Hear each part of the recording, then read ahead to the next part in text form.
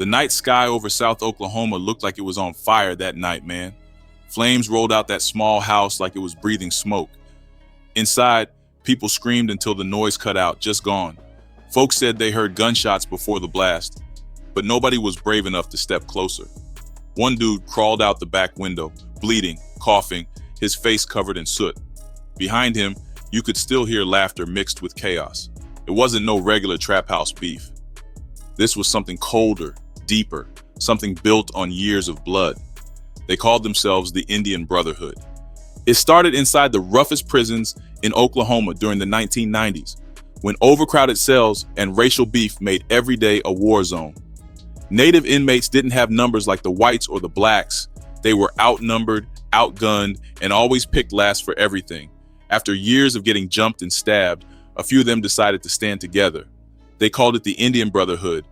At first, it was just about survival, a group of Native men protecting each other inside a system that didn't care if they lived or died. They built a code that mixed old-school tribal discipline with street structure. Every prison had tribes, and every tribe answered to a war chief. At the top sat a 5-man council that made all final calls. Orders ran through letters, whispers, and smuggled phones. New recruits went through prospecting.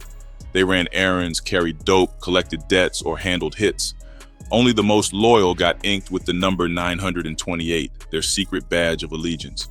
Once you wore that mark, there was no walking away. But that brotherhood slowly twisted into something darker.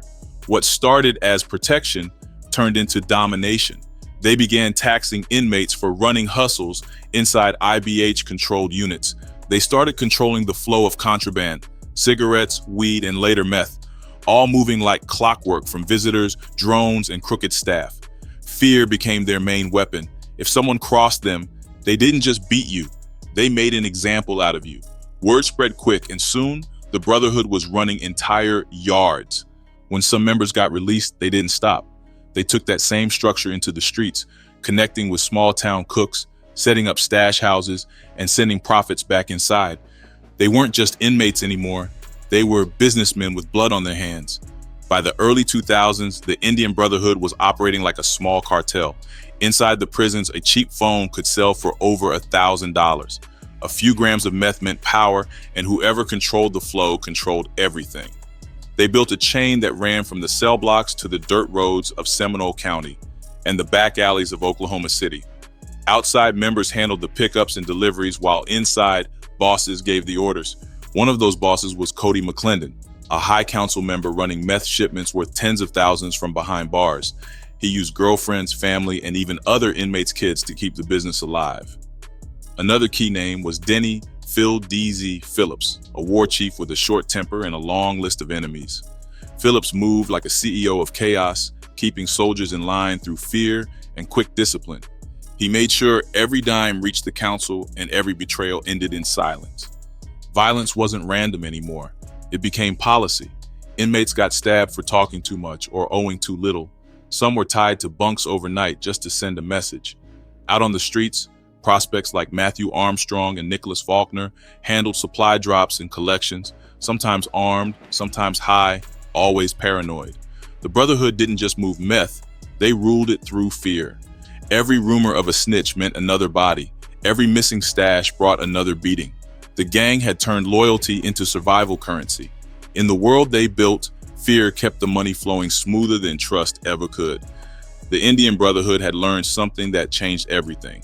The more brutal they became, the stronger their control grew. And from that moment on, Oklahoma's underworld would never sleep easy again. By spring of 2017, the Indian Brotherhood had already spread deep into small Oklahoma towns, and Seminole County was one of its quiet hiding spots. Out there, surrounded by woods and back roads, a man named Matthew Onesimo Armstrong ran one of the Brotherhood's country operations. He was native, a citizen of the Seminole Nation, known for moving meth and collecting debts. People said he was loyal to the 928 code and handled work for higher-ups, still locked inside state prisons. His place sat far out from town, hidden behind trees, where he lived with his girlfriend, Jennifer Moore Perogo, and a younger prospect named Nicholas Ponyboy Faulkner. That April, a woman named Nicole Owl showed up at their door. She was 29, homeless, and trying to find a place to crash. Her name had been floating around among local users for months. Some said she stole from people. Others said she was just desperate, looking for another hit. Faulkner had met her at a party in Tulsa a few days earlier, told her she could chill out at Armstrong's place for a while and maybe help move small amounts of meth. None of them knew that her arrival would end with a grave hidden under concrete. Armstrong was responsible for protecting the gang's stash and making sure drugs flowed back into the prisons. The Brotherhood didn't play when it came to lost product or money. A few days after Nicole showed up, Armstrong noticed some things missing. A couple ounces of weed, a few grams of meth, and a couple hundred in cash were gone. He blamed her right away. She swore she didn't touch anything, but word spread quick that she might have been high and careless. Some claimed she dropped the stash somewhere in the woods. Others believed she just pocketed it. On April 15th, Armstrong and Faulkner dragged Nicole outside into the cold woods behind the property. They tied her to a tree with orange extension cords and kept her there for hours. Neighbors later said they heard screaming, but nobody wanted to check. Armstrong and Faulkner taunted her, asking where the stash was. Faulkner later tried telling police that tying her up was some native tradition to sober her up, but nobody believed that story. Jennifer said Armstrong told her later that night, "I got something tied up I need gone." That line stuck with investigators forever. By morning, Armstrong decided to finish it. He walked out there with an SKS rifle and looked at Faulkner. He asked, "You want to shoot her?" Faulkner said no. Armstrong raised the gun and fired twice, one shot to the chest and one to the head. Nicole dropped instantly. Afterward, Armstrong looked at Faulkner and said, "No more girls at the house." They left her body tied to that tree overnight, like it didn't matter. The next day, they bought bags of concrete from a local store and dug a shallow hole near the woods. They placed her body inside, poured around 160 pounds of mix over her, and buried her there like trash. Jennifer ran off soon after, scared she'd be next. When she finally reached police, she told them everything. Federal agents got involved quick. The case hit the papers as murder in Indian country because Armstrong was native and the crime happened on tribal land. Armstrong was charged with murder, kidnapping, and contraband trafficking. He eventually took a plea deal and got life in federal prison. He also admitted to taking part in the earlier killing of a man named Scotty Candler back in 2015, another hit connected to Brotherhood orders. Faulkner cooperated with prosecutors and got a shorter sentence. The story spread fast across Oklahoma. The way they killed Nicole showed everyone what crossing the Brotherhood could cost. It wasn't just discipline anymore, it was policy. From that day, the new rule inside the Indian Brotherhood was simple: betrayal equals burial. Denny Phillips came from the small town of Salina, Oklahoma, where jobs were scarce and meth labs were more common than grocery stores. He grew up poor, getting locked up young for fights and petty crimes. By the time he hit his 20s, he was already cooking dope and running small hustles. The streets called him Phil DZ, a nickname he started using when he began fighting in MMA bouts around Oklahoma. He was tough, flashy, and always talking like he had something to prove. People either feared him or wanted to be him. Inside prison, Denny found his real purpose. He joined the Indian Brotherhood and rose through the ranks fast. His mix of brains and violence made him valuable. When he said something, people listened. When he gave orders, people moved. Other inmates said he once cut off part of his ear just to prove he could handle pain. That kind of madness earned him respect. By the time he finished his sentence, he had war chief status and a following of younger brothers ready to do whatever he said. Outside, Denny built a network that blurred the line between business and bloodshed.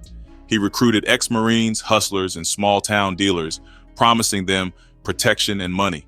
His crew moved meth, weapons, and cash between Oklahoma City, Tulsa, and rural counties. He played it smart, keeping the Brotherhood connected with motorcycle clubs, dealers, and even cartel suppliers. On the surface, he talked business, but underneath it all, he ran things like a soldier preparing for battle. He made fear his signature. If someone owed him or crossed him, they disappeared. His motto was, "Don't leave witnesses." He'd tell his crew, "Clean work gets clean money." People said he practiced knife fighting on tree trunks, cutting deep lines like he was rehearsing for the real thing. Those who knew him said he had two sides. One was the showman, tattoos, gold chain, fighter energy. The other was cold, quiet, and always thinking ahead. Denny had a habit of bragging after jobs, though. He couldn't help it. He'd talk about shootings, setups, and fights like they were sport. That mouth would later help bring him down, but in those years, he was untouchable. He was the man other gangs didn't cross because they knew he'd go too far. The Brotherhood called him a war chief, but in truth, he was more like a CEO of violence.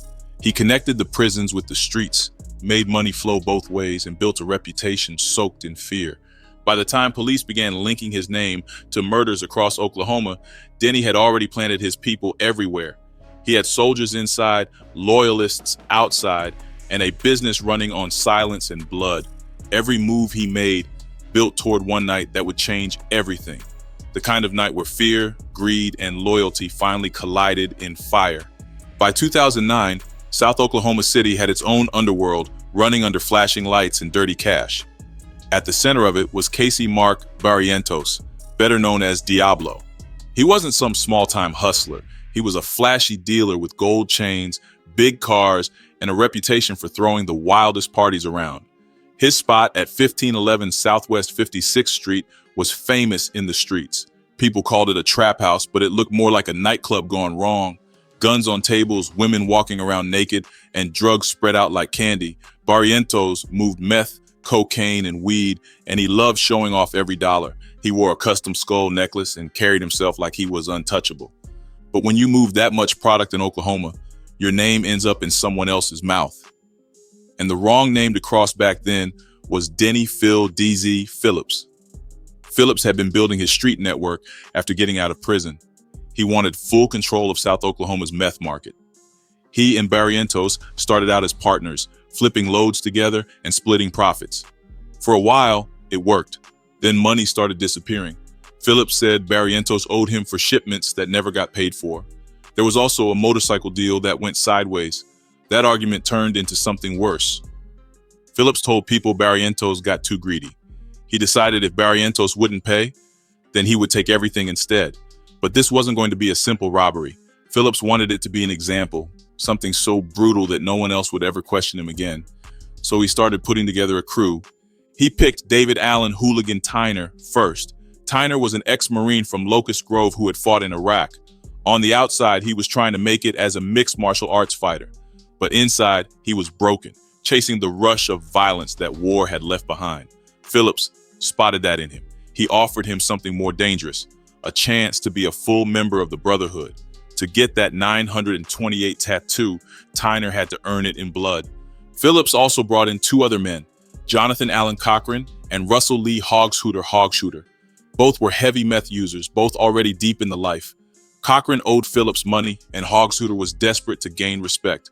Phillips laid it out straight. Go in, rob him, and leave no witnesses. It was the kind of order that could only come from someone who thought he was untouchable. On November 8th, 2009, the crew got ready. Tyner drove a white Pontiac Grand Prix while Cochran and Hogshooter loaded up weapons. A .40 caliber handgun, 2.380 pistols, and knives. Phillips followed in a Dodge Charger, but stayed back to keep his hands clean. The drive to Oklahoma City turned into a party. They smoked meth, joked about the money they grabbed, and told each other how they spent it. None of them knew that night would end in pure horror. When they pulled up around 10 p.m., the house was already lit. Music played, smoke filled the air, and people were everywhere. Barrientos wasn't home yet, but his friend Jose Fierro was there along with a few women. One of them was Brooke Phillips, a 22-year-old who had been on HBO's show Cat House. She had come back to Oklahoma from Nevada, pregnant and trying to start over. Another pregnant woman named Magros Barrera was there too. Everyone in the room was just drinking, laughing, and waiting for Diablo to come back with more dope. Tyner, still unsure about what to do, started talking to people and even played with the dog. When Barrientos finally came in around 2 a.m., he brought two more women, Jennifer Lynn Ermey and another who was also pregnant. That house went from a party to a bloodbath waiting to happen. Tyner started panicking. He didn't expect that many people.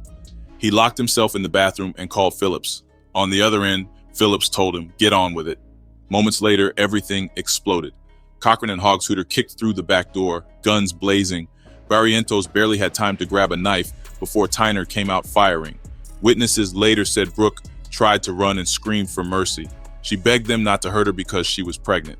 Tyner shot Barrientos first, then turned on the rest. Cochran and Hogshooter stabbed whoever moved. Brooke was shot in the head, but still breathing. Hogshooter poured gasoline over her while she gasped. He set her on fire while the others still lay dying. By 3 a.m., the whole house was burning. Neighbors woke up to explosions and screams but stayed inside. The flames took everything: the people, the drugs, the evidence. Only one man made it out alive. Jose Fierro ran out through the garage and hid in a cedar tree down the street. He stayed there for nearly an hour, listening to the fire crackle and the killers drive away. When he finally came down, he saw nothing but fire and silence. The next morning, firefighters found 6 bodies, including the unborn babies. The papers called it the Cat House Massacre. Reporters came from everywhere. It was one of the most violent crimes Oklahoma had ever seen, and for the first time, the world started hearing the name Indian Brotherhood. Police found Tyner within 2 weeks. Evidence from the scene and witness accounts tied him directly to the murders. He confessed to avoid the death penalty and said Phillips had ordered the hit. He told the court that Phillips promised him protection inside the gang if he did it.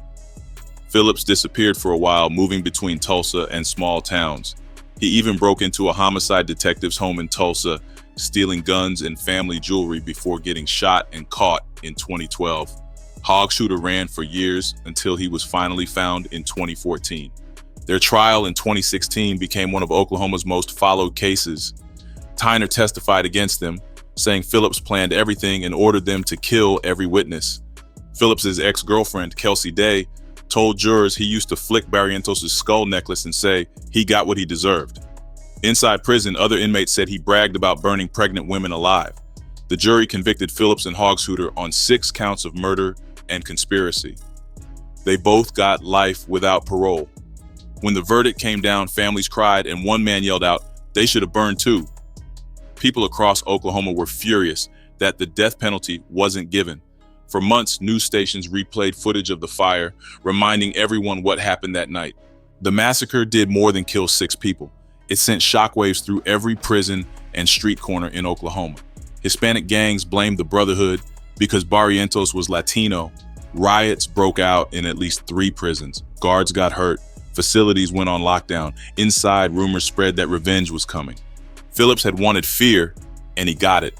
The Cat House Massacre cemented the Indian Brotherhood's reputation as one of the coldest and most dangerous gangs ever born inside an American prison. It wasn't just about drugs anymore. It was about sending a message. In their world, money came and went, but fear lasted forever. By the time the Cat House case cooled down, the Indian Brotherhood had turned fear into its strongest weapon. Inside the prisons, stories about the gang traveled faster than mail. Inmates traded tales through letters, phone calls, and even rap verses scratched on paper. Every story made the Brotherhood sound darker than before. The most famous one was about a man from a rival gang, supposedly buried alive somewhere near McAllister. The story said they caught him stealing dope, shot him in both legs, dug a hole, and dropped him in up to his neck. Then they left him there to die. No body was ever found, but everyone behind bars swore it happened. Another rumor told about a woman accused of snitching. They said members took her out near a creek, poured quick-drying cement around her knees, and laughed while it hardened. Some said she survived long enough to scream until morning. Others said her body was never found because the concrete was buried under new construction. The truth never mattered much. The story itself was enough to keep people quiet. Inside, the Brotherhood understood that stories could do what knives couldn't. You didn't have to kill everyone if you made them believe you would. The fear kept units under control. Inmates refused to speak to guards. Even gang rivals stayed silent. Every violent rumor became a warning. Every whispered threat became law. By then, IBH didn't just rule through blood, they ruled through imagination. Nobody could tell where fact ended and myth began, and that was exactly how they liked it. On Valentine's Day in 2020, a man named Tommy Gouge called the police from his house in Clearview, Oklahoma. His voice was calm, almost empty. He told them he had just killed his wife and was waiting outside with his kids. When officers arrived, they found him covered in blood, sitting on the steps. Inside, 40-year-old Stephanie Gouge lay dead from stab wounds and blunt trauma. Tommy had once been a high-ranking member of the Indian Brotherhood, but he claimed he had walked away years earlier. In his confession, he said Stephanie was cheating on him and plotting with the gang to have him killed. He said she gave other members a green light. on his life. Investigators searched her phone, her messages, and her friends, but they found nothing. There was no conspiracy. It was jealousy, paranoia, and the leftover madness that came from years inside the Brotherhood's shadow. When the trial came, Tommy pleaded guilty to first-degree murder and got life without parole. The case showed something the newspapers didn't say out loud. The Brotherhood didn't just destroy lives outside, it lived inside the heads of the men who left it. Even years later, they still dreamed of betrayal, still saw enemies in their own homes. Another story that proved how far the Brotherhood's chaos reached came from a man named William Clayton Brown. He was a Choctaw Nation member with a short fuse and a long record. People around McAllister called him wild, the kind of man who could snap for no reason. In September 2017, he and his friend Damon Martin spent the night drinking and getting high at Brown's sister's house. Martin had just hit a jackpot at a casino and was flashing cash around. Something in Brown snapped. He barged into the bathroom where Martin and his sister were together and started stabbing. He said he thought Martin was hurting her, but everyone knew it was jealousy and meth. After the killing, Brown and his sister tried to hide the body. They cut Martin up, stuffed the pieces in a Christmas tree box, and left it in the shed. The smell gave them away days later when a neighbor called police. Brown was arrested and sent to jail, but his violence didn't stop there. Inside the county lockup, he strangled his cellmate, Mark Lawhead, saying he wanted to earn more respect from the Indian Brotherhood. He later stabbed another inmate for no reason and wrote his girlfriend bragging that he smoked a savage boy last night. Investigators said he was trying to prove his loyalty to the gang. The jury gave him life in prison, but that didn't fix the damage. Brown became a symbol of what meth and Brotherhood loyalty could do to a man's mind. It wasn't about money anymore. It was about killing for the sake of fear. Inside the Indian Brotherhood, women never stood a chance. They were couriers, lovers, and shields when things went bad. If drugs needed to move, they carried them. If money needed hiding, they hid it. But when something went wrong, they took the blame. The gang saw women as tools, not people. Nicole Owl was tied to a tree and executed over missing drugs. Brooke Phillips was shot, stabbed, and burned while pregnant. Stephanie Gouge died at the hands of a jealous husband who still thought like a brother long after leaving. Each death told the same story. Women didn't matter once they stopped being useful. Former girlfriends told reporters how they were beaten, branded, and forced to tattoo 928 on their inner thighs to show ownership. One woman said she was told she'd be raped if she ever spoke about the gang's business. There were also stories of missing women like Rachel, rumored to have been buried alive after stealing from a stash house. No one ever found her body. Inside that world, violence was discipline and pain was power. For the Brotherhood, breaking women down was proof of control, and fear was the only kind of loyalty they ever wanted. When the law finally caught up, it didn't come from state police, but from a Supreme Court decision. In 2020, McGirt v. Oklahoma ruled that a huge part of eastern Oklahoma was still native land. That ruling changed everything. It meant federal prosecutors, not state courts, now had power over crimes involving tribal members. The Indian Brotherhood's murders suddenly fell under federal jurisdiction. The Department of Justice, the FBI, and tribal police teamed up to reopen old cases. They started connecting dots between the prison gangs, drug networks, and murders that local sheriffs couldn't handle. Cases like Matthew Armstrong's murder of Nicole Owl, Denny Phillips's role in the Cat House massacre, and William Brown's killings were all retried or reinforced through federal charges. Each of them got life without parole. Behind bars, more Brotherhood members got picked up for trafficking and organized violence. The feds built cases using phone intercepts, letters, and informants who flipped. The old structure began to shake, but it didn't fall.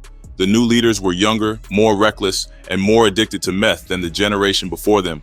By 2023, Oklahoma prisons had scattered Brotherhood members to other states trying to break up their power. But the move only spread them further. New groups formed inside Texas and Kansas prisons, keeping the 928 code alive. The Brotherhood adapted, smaller but hungrier. Every lockup that held them carried the same message scratched into cell doors: warriors never die. Even now, the Indian Brotherhood summer cleanups hasn't disappeared. It's spreading slowly but quietly across state lines. Federal bulletins warn of new members organizing in Texas and Kansas.